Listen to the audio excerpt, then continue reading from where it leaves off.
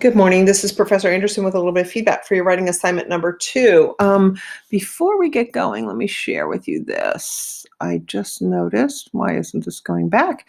This needs to go into, thank you for double checking that. This is in the wrong folder. I need you to submit this into folder 1. I'll check. I wasn't in that folder today, so let me double check to make sure you haven't already done that, but make sure you do that. Make sure this is in folder 1. Here is the technical description. So here we go.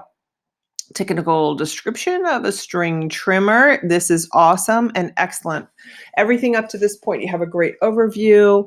You have a great description of the portions. I love this area. This is really fabulous in terms of how you have it highlighted, or you have the in bold, the different parts. You have them labeled. They correspond to your image. That is just perfect.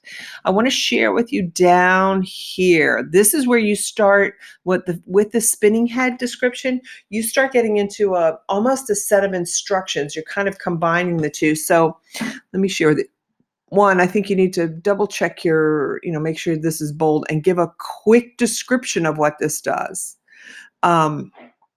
You sort of left this off, that grass deflector, just, it deflects the grass away from the cut area. I don't know how you want to describe that.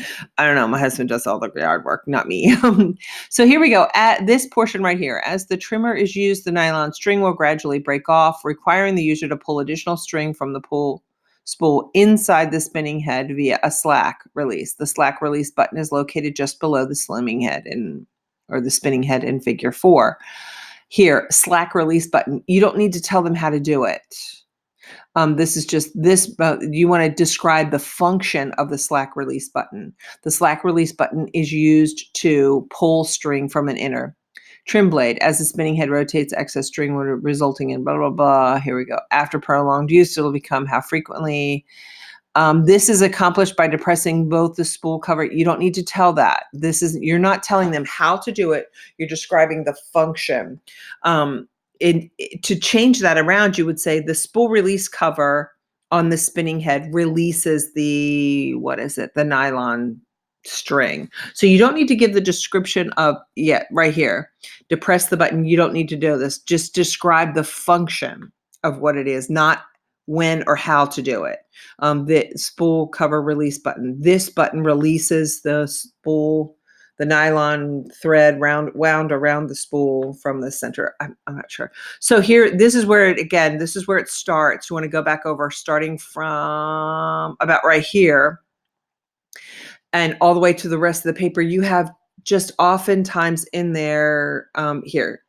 Oh, this one is a good description. You just want to describe the function of it, not how to do it. So, dealing with the dead battery is as simple as removing.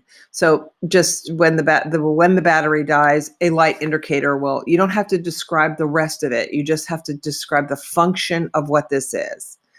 So there we go. That's it. I do need to see your images, or do you have any? I don't know that you had any. Let me double check up here. Did you have? Nope, you didn't have any citations, which you may want to go back and double check. So I hope that that's helpful. Yeah, the first portion's awesome. The second portion, you get into a how-to, and you want to try to move away from that. Remember, how does it work, not how to work it. That's a technical description. I look forward to seeing your final copy.